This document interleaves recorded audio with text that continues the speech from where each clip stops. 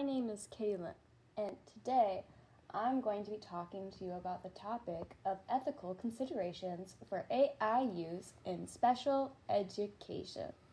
Before we can talk about ethical considerations of this topic, first we have to go to a research paper over here.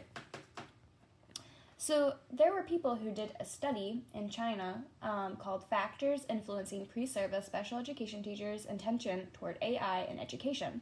This really fits this topic, but you'll never guess what. There was a retraction to this article. And it's really important because it was retracted for ethical reasons. So even articles discussing the ethics of AI use in special education sometimes themselves are not ethical sources. Now let's talk about the ethical considerations of accessibility in special education and what can happen when people are identified as having a disability through the assistive technology that they have. So we're going to go and take a poll at the audience. Each one of these pugs uses different assistive technology, but the AI can sort them out and identify them as having a disability, which means that bad people, that information can then be traded to bad people. And then these bad people are going to sell the information from these people and target them specifically because they were identified as having a disability. But we must consider how important it is for accessibility to be widespread. But information should not be tracked about whether users have a disability and what kind of assistive technology they are using in order to protect these assistive technology users. Diving more into our specific topic, special education teachers' use of generative artificial intelligence, an exploratory survey of frequency and factors influencing adoption, is an article that was written about this topic. This survey surveyed a bunch of teachers to see how they were using AI and how frequently they were doing so. The survey says that teachers mainly use generative AI when it is of use and easy convenience to them. And most teachers are currently not using AI very frequently. Keep in mind, the survey was produced in 2023, when artificial intelligence was still in its beginning stages of education. So now, those numbers might look a little different. But what's important to consider about all of this? Well, I'll tell you.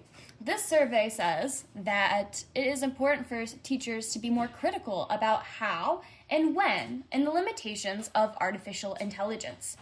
I, Kaylin, the pug, have seen teachers use AI-generated videos in order to explain topics like science, and using AI-generative videos to explain science when it's a real thing can be harmful, as these videos show things that are not true and not real and that you cannot see in real life. Our next article is, I don't want to sound rude, but it's none of their business, exploring security and privacy concerns around assistive technology use in educational settings. I want to hear about the student's perspective. Well, I'm so glad that you want to hear about the student's perspective because I have it right here. Students were surveyed about their understanding of different security concerns that come with using assistive technology. I heard that there were drawbacks. I heard that there was a lot of useful ways that assistive technology can be used for these students. How do we balance them both?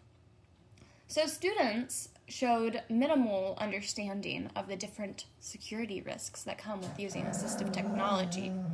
But they did show a pretty good understanding of weighing these risks with the benefits. But we should consider in the future about how these different assistive technologies do not usually disclose the risks that are included with using them. I'm tired of all this yapping. What are you gonna do about it? Well, as a future educator, I am going to make sure that my students understand the different risks that come with using different tools like assistive technology and AI generation, as this is something that they're going to be exposed to a lot, and they need to know how to use these tools safely and the different concerns that could arise because of their usage. I heard that you work with students with very severe disabilities. Oh, this is true. This is true.